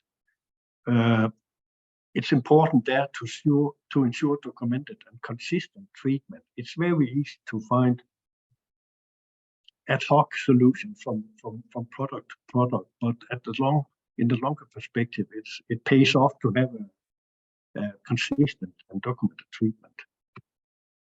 Types of, let's go on to with web scraping. We are losing time, I can see. So there are different types of web scraping. Targeted, so-called targeted web scraping is simply where you replace your traditional survey price collection with prices that you scrape or collect from web pages of outlets. So with targeted web scraping, this is simply where you have your defined, you have your selected outlets, and you scrape their web pages for the product and prices that you need for your CPI. It does not as such influence your price computation steps. It's just that you collect the prices in different ways. Bulk web scraping is more thorough. It's in principle where you collect all the information you can find from relevant websites. If it's a price index for radios, maybe you have 100 or 50 websites with where radios are put for sale, and you just scrape them and get all the possible information you can get from this. So it gives you much more prices that you would otherwise find or collect in a survey, and many of the prices will maybe not fit into your definition of what you would like to, and you will also get some, in practice, get some odd results. So you would need to establish some kind of a more or less automatically filtering of these huge amount of data sets that we can collect in this way. And this eventually, this way of calculating or collecting prices will also affect the way you calculate your CPI. So it will have really thorough consequences for the way you produce your CPI. Finally, there's also the so-called application programming interface, the APIs, which are a bit more stable. So behind every website, or most websites, you have this kind of databases where you have the core information about product identities, product description, and prices. And sometimes you can get lucky and get access to these databases, and they are more stable than what you see on the websites. So if there are changes on websites, you need to update your scraper. But these APIs, they are more stable. So it can pay off if one can get access to these, which unfortunately it's not always possible, but it potentially it's a very good and reliable source and easy to deal with because there are less changes over time. So anyway, the general recommendation is to begin with targeted web scraping and then gradually learn some lessons, get some practical experience, and see how it works, and then extend your scraping. And for the coding and the maintaining of the scraper, the program that you use to web scrape, there are also different strategies. You can build it up in-house, which requires skills and training about, you need to learn something about HTMLs, how they work, and to read them, and you need some software to do the scraping. And there are a lot of available stuff on the web, most of it for free also. R and Python are very common in use. You can also use third-party applications, get someone to do it, or it's already available maybe. The problem is that maybe on the surface they seem to be free or almost free, but in reality it seems that they very often they are not, and in particular not when you need to make changes, which sooner or later will happen. Then it seems that it's very difficult if you are depending on a third party to come up with it. The final strategy, of course, that is that you can outsource everything to some organization or some company outside the statistical office, which can also be justified, of course, but you will not build up in-house capacity and in-house expertise then, of course, in this area, which I guess will be important looking forward to all this stuff with data science and so on. So the main step in web scraping is to investigate the website you want to scrape. You ensure you can get access to this, to scrape the information on this website. You can check or ask and notify the owner of the website. There are different practices there in countries. Find out, identify what information it is you want to collect, make a program and run the program and collect your stuff. Of course, always there's a risk and also with web scraping for viruses and malware and so on and so forth. So it's always a good idea that to use a standalone PC or a separate IP address for the scraper. So it runs on a separate computer, so it doesn't infect your overall system. Just a very small example. So this is a typical web page. It's from a shop in Geneva in Switzerland. You can see it's with Lego. It has some stuff there, some cars in Lego, and you can, by right-clicking the web page, you can get the HTML source.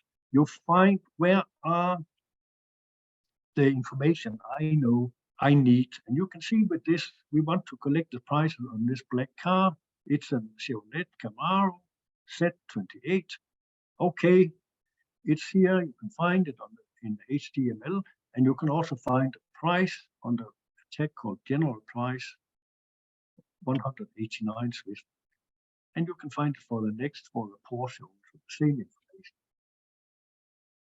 Then you put this into your program, and this is the program here, this 11, 12 line. It does all the work.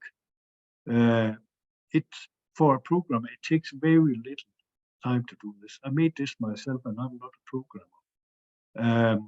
And it can scrape and give you exactly information you want to collect in no time.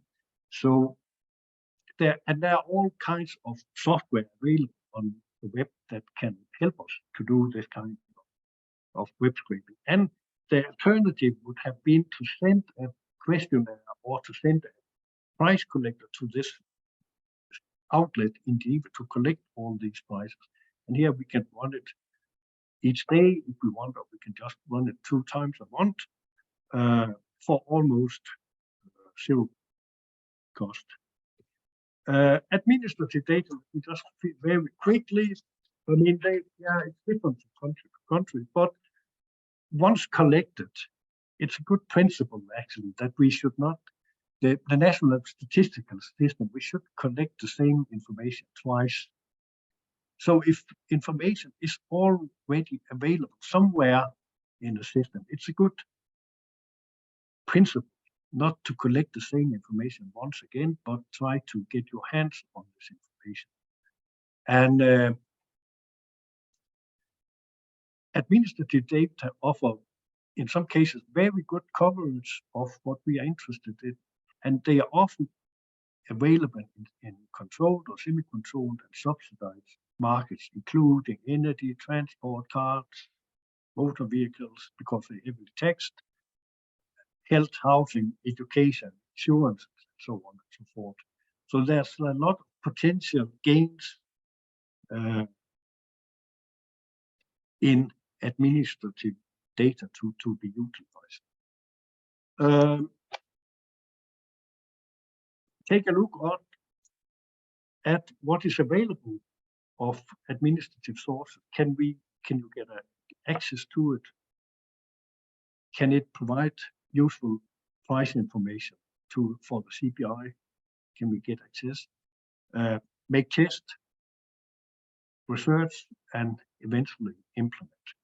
So finally, just a very few references, of course, the Consumer Price Index Manual, and also that all of you will be aware of. Maybe some of you are also aware of this, the Guide on Producing CPI under lockdown that came in 2021 after the lockdown. And gives guidance on the production of CPIs under lockdown conditions. So it's not restricted to CPI, to the COVID, but also to other, whatever kinds of catastrophes or lockdown conditions that we could experience. And it reminded me, for example, that not so long ago we had Turkey experience some very terrible earthquakes and had severe problems in producing a lot of statistics, including, of course, the CPI.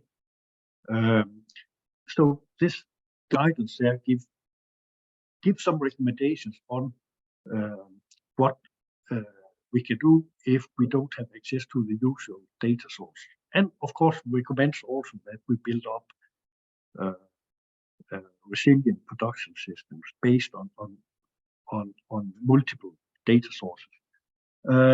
These three publications, they are also from use that they are excellent in giving very practical guidance on web scraping and scanner data and on these new multilateral price indices. Sorry. There are also proceedings from the CPI expert groups, lot of papers from an Ottawa group, also on scanner data and on web scraping and multilateral price indices, also from the UN task team on scanner data. I think they are about to come out with a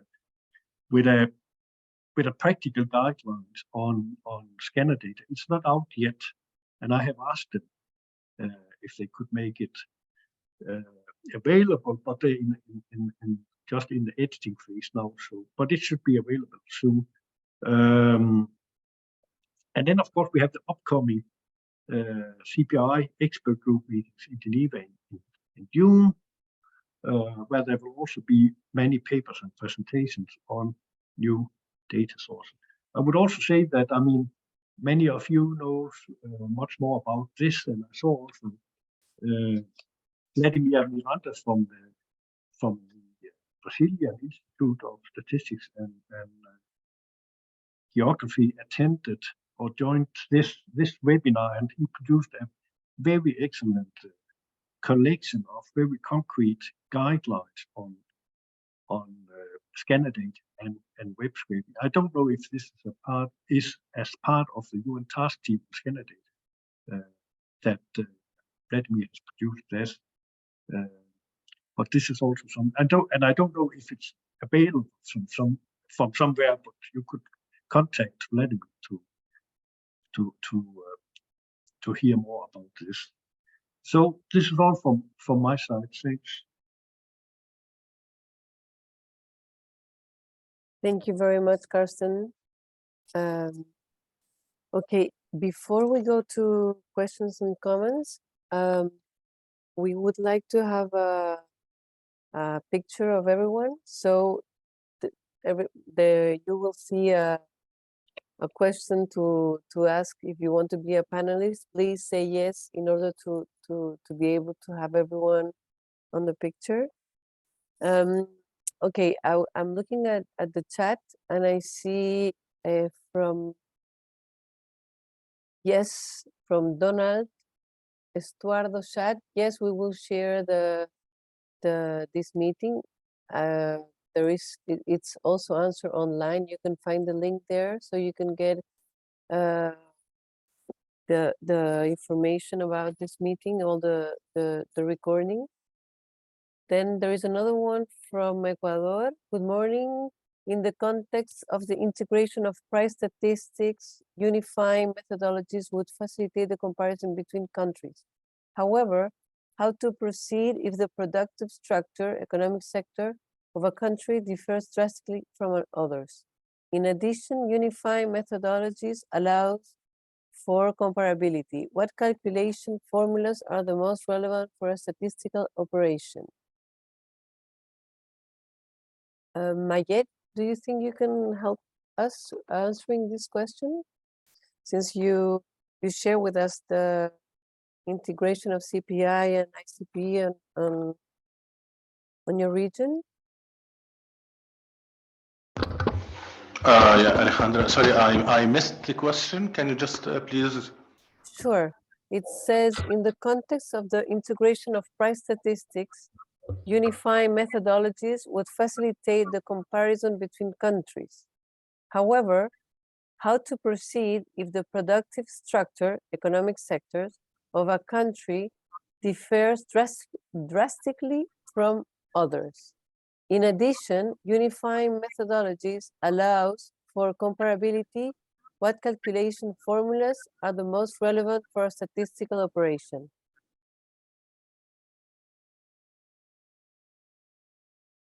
It's on the chat. Maybe you can see it if it helps you. Yeah. In brief, this is why we said we are aware that there are drastic changes, of course.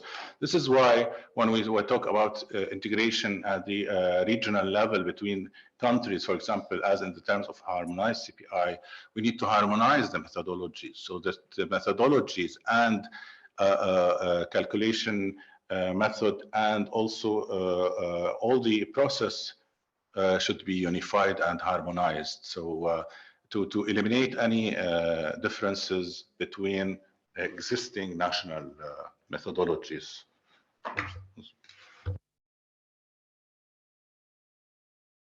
Thank you, Mayet. I don't see any more questions on the chat. Are there any other questions?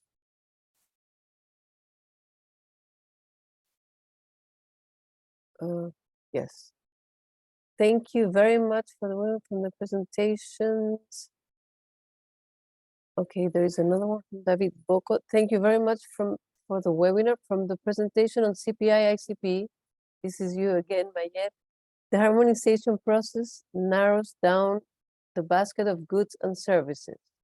While these allow goods comparison between countries, is there any studies on the consumption goods that are left out, their weight, price, movements, and impact on the harmonized CPI as compared to national CPIs?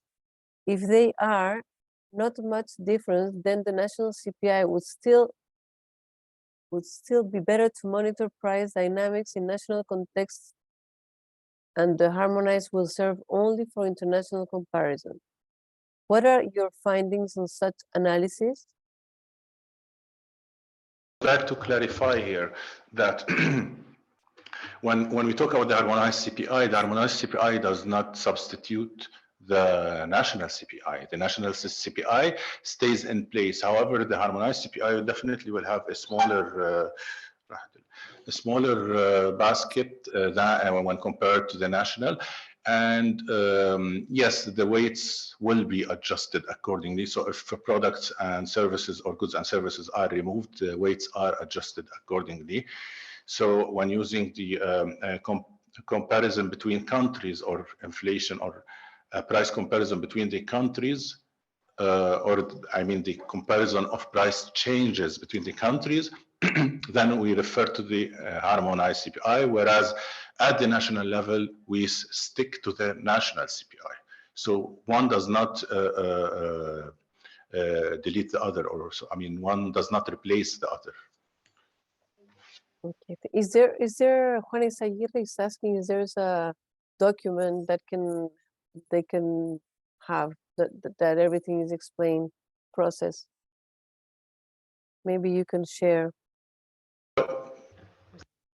Yes, yes. When we release our first set of results for the region, we will also release it in parallel with the document, including the methodology and the process and the some country experience.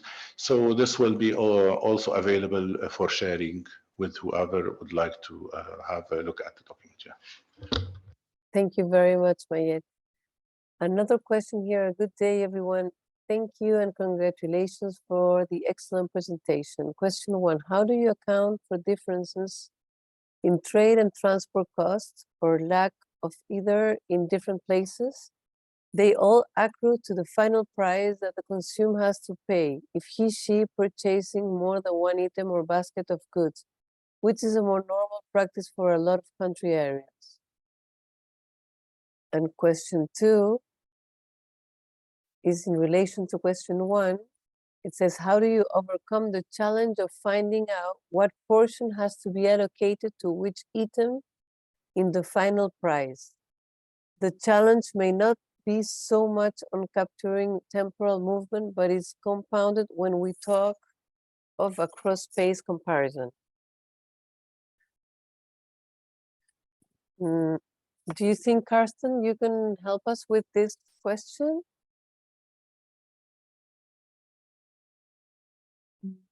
Well, I think it was more a question about the ICP, CPI, but anyway, I mean, yeah, I mean these two, the CPI and the PPP, they are produced for different purposes, and the samples of these two are also different. And the CPI, the purpose of the sample is to get the best estimate for the average price increase over time. It's a ratio, it's a relative measure. The PPP, it's about getting the best estimate for the relative price levels in time at the same point in time. So it means that these two types of price indices, they are in substance, they are very different. They have different objects. Yeah, of course, there is a big overlap between these two because a lot of the same products enters into both of them. But in effect, the way that you produce your CPI, you make each month you make a lot of adjustments. You adjust for quality changes, for example, which you don't do for the PPPs. You do a lot of this kind of stuff. And for this reason, for practical purpose, it's very difficult to make a complete alignment of these two. And you have tried to do this with the European, within the European countries for the last 30 years, and you still haven't come up with a very good solution. So, I mean, if you want to have perfect international comparability, then the quality as a measure of price change over time of the CPI, it will just deteriorate. And there, of course, I mean, with the question there about transport cost and so on, I don't know if I understand it, but I mean, transport cost or whatever types of cost, it cannot be different types of profits or whatever, or taxes. There can be local taxes. They are just part of this, the purchase price that should be used both for the CPI and for the ICP.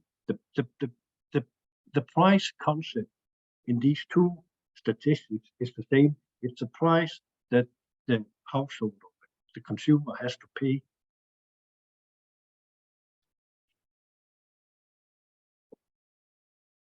Okay, Karsten. Mayet, do you wanted to say something else? Maybe to complement?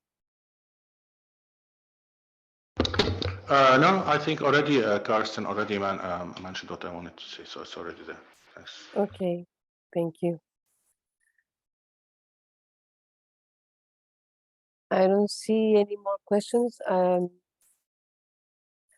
Well, anyway, if there are any more questions afterwards, you can always write to us and we will answer to you. Okay, now I'm going to ask you, please, if you can turn your cameras on so we can see faces and not only names, and we can take the final picture. Thank you very much. You all look great.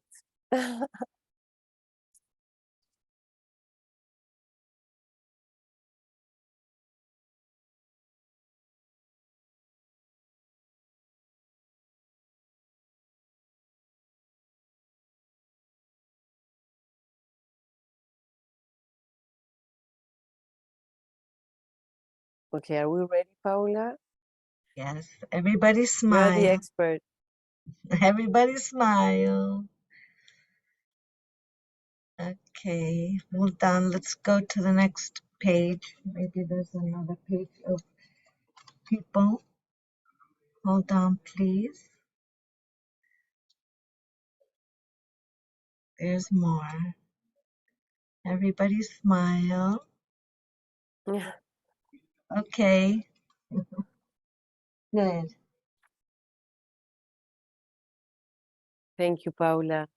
Thank you, everybody, for showing you and seeing you. Okay, before we go, I want to thank you, first of all the panelists. Very, very interesting presentations. I think they were very useful to everyone here that actually participated in on this joint ECLAC-ESCWA meeting, regional meeting, and all the participants, of course, and especially all the interpreters that I believe they had a very challenging task this morning or afternoon in the Arabic world, because it's Spanish, English, and Arabic. It's not easy. So, and all the team, ESCWA team and ECLAC team for organizing this joint webinar. As you know, tomorrow we have 2 different meetings. So I'll see the regional America Latin Caribbean tomorrow, and the rest. Nice seeing you, and hope to see you again.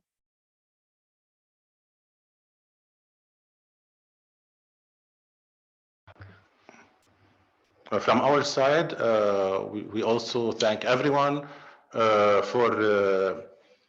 the participation and for, bearing with us. Especially in the Arab region, it's 6:20 p.m. now, so thank you for. And most of them are fasting, so so thank you. You're in Ramadan?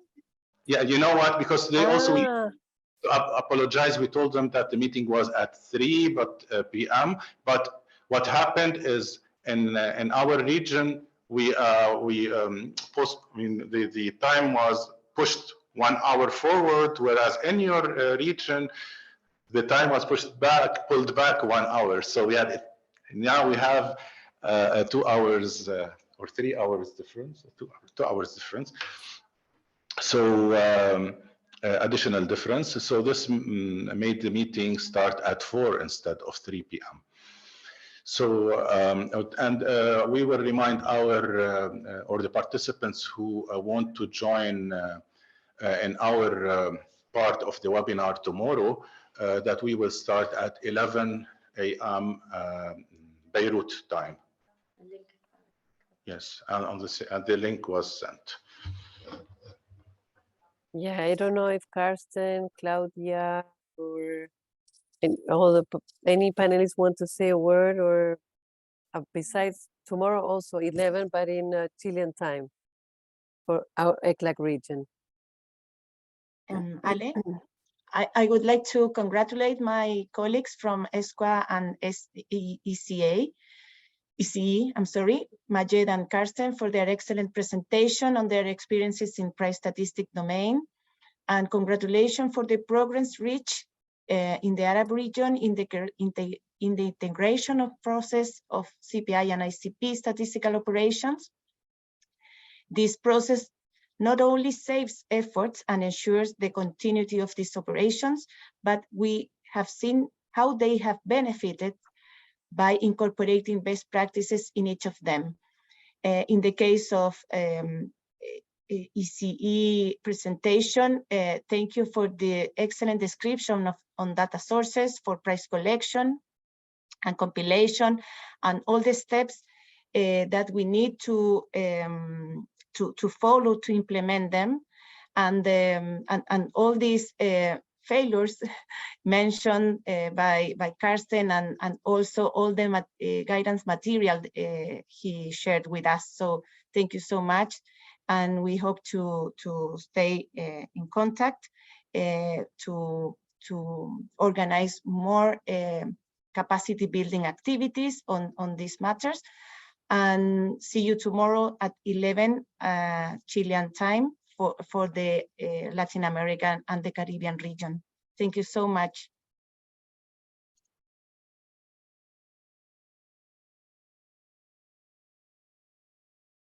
Thank you. Goodbye.